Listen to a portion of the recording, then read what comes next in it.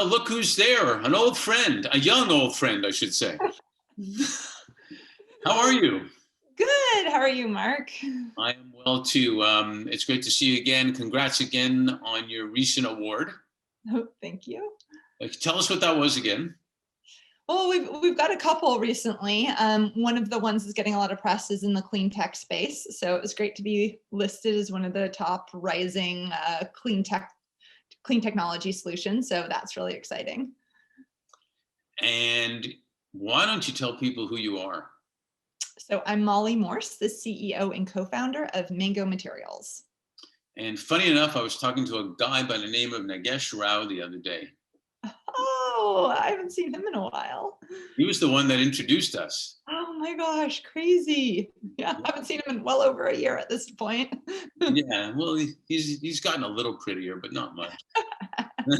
So shout out to Nagesh. Nagesh, I know you're watching out there somewhere, and this is a revisit, basically, where if you can just share with us a little bit about, how'd you make it through 2020 and what's happening in 2021 with all these great recognitions you're getting, and tell us about what's happening with you, what's happening with Mango, etc. For sure. So 2020 was a really interesting time for Mango and for myself personally, both in and outside of the company, as you can imagine. As everybody knows, like we had the backdrop of the pandemics, sort of a lot of racial concerns resurfacing that have always kind of been there. My company is located in the San Francisco Bay Area. We had severe fires. We had a lot of schools were closed here. So there was a lot of, craziness to manage outside of work. But then you pair that with inside of work, we got a new facility, a new factory up and running in the middle of the pandemic. We were actually probably like pouring concrete or something last time we talked, but we are now up and running. We have been since mid 2020. So we're thrilled to get to this larger volume to prove our technology out. We're co-located with a wastewater treatment plant where we use the waste greenhouse gas to feed our bacteria to produce this biodegradable polymer. It's a replacement for conventional plastics, but we are so incredibly excited to scale up. And also it's a privilege to be able to bring our technology this far.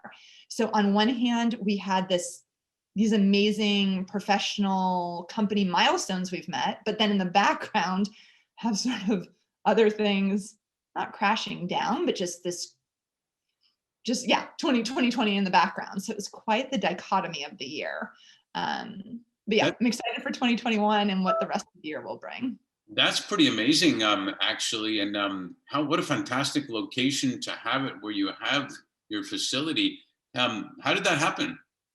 So we, early on, we use waste methane as a feedstock.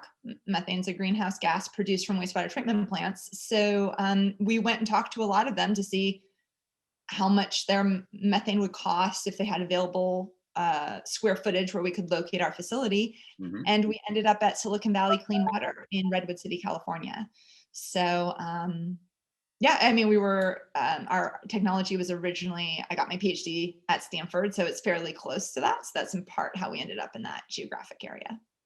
Super cool. And in the meantime, or at the same time, are you a digital education teacher?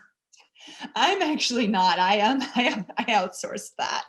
But actually, it's been really challenging, not just for myself, but other team members that are parents as well. The city that I live in, through Parks and Rec, had a program for working parents. Oh, wow. So my children, they kind of go to something like summer camp where they do digital school there. I can't multitask successfully like that.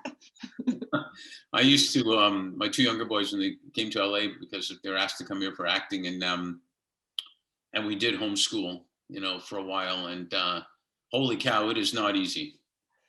No, I have two boys and they both have a lot of energy, and my husband and I work full time. And I know other people can do that. Maybe their children are better behaved. Mine, I don't know. No, mine had to be out of the house. Yeah. Well, when you're, let's say there's 7, 8, 9, or 10 or whatnot, and there's a problem when you don't know the answer to the word question. It's really tough. Or you do know the answer and you're like, how do you not see that? No, it's, I think teachers, not to go too much into this, but teachers are really realizing, or people are really realizing that maybe raises are in store. You know, Yeah, seriously, there. Yes, yes. so remind everybody and a lot of new people that don't know much about mango materials. I was always fascinated. I'm not a science guy. I'm actually a hockey guy. That's my real forte. But I'm not a science guy. But how that happened that you came to create a polymer to replace plastic, and like who are your customers, and tell us a little bit about that whole supply chain, if you will. Yeah, so the technology was originally based off of some of my PhD research and some of my colleagues' PhD research. So we were very like nerdy technical founders, which is fairly atypical route into entrepreneurship. But biotech is very science engineering based, so it does make sense, like our founding narrative. So that's how it came to be. Right now, we've been scaling up, and we produce this polymer. It's called PHA. It's a replacement, a substitute for conventional plastic. It's produced by bacteria. In our case, the bacteria are fed methane gas, but you can feed bacteria different things to produce this polymer. And what we're most focused on is both injection molded packaging. So for things like beauty care packaging, and then also fiber extrusion for textiles for apparel. So a lot of the clothing we wear every day is actually plastic. So we make pellets. That's what we produce that gets melted down by someone else to make fibers that then gets woven or knitted into a garment. So we're upstream, but we are a replacement for traditional plastic pellets, but with different end of life. So our material, if it's ends up in an environment with lots of bacteria, a lot of organic matter, it can biodegrade naturally. So it won't contribute to pollution. Yeah, it's awesome. The first time you explained it to me, it took me a while, but I finally was able to get it. But so the CEOs of Unilever, Procter and Gamble, all those people should be listening, right? They should be. They have a lot of plastic they need to replace. Yeah, I know they're certainly looking, and I know consumers are pushing that obviously as well. Not to Yeah. mention talent who wants to work at companies where Yeah. you're hurting the environment, and so on. So when did remind me, when did you first start the business?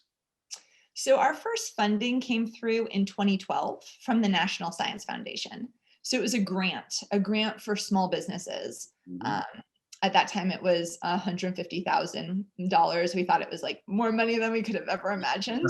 Um, and it was like to prove some of the foundational science.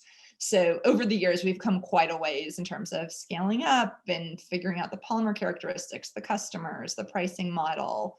Um, it's not just the technology, although that's what we love to talk about. And where do you see the next 2 to 5 years? So we're focused on ultimately a flagship plant, a first of its kind commercial facility. So that'll be one step up from the scale we're currently at. Mhm. And so in the next 2 to 5 years, I would anticipate that being up and operational with visibility to more potential sites. So one benefit of our technology is it can be located at distributed, decentralized locations where methane is produced. You still need enough methane to produce enough polymer to make it make sense, Mhm.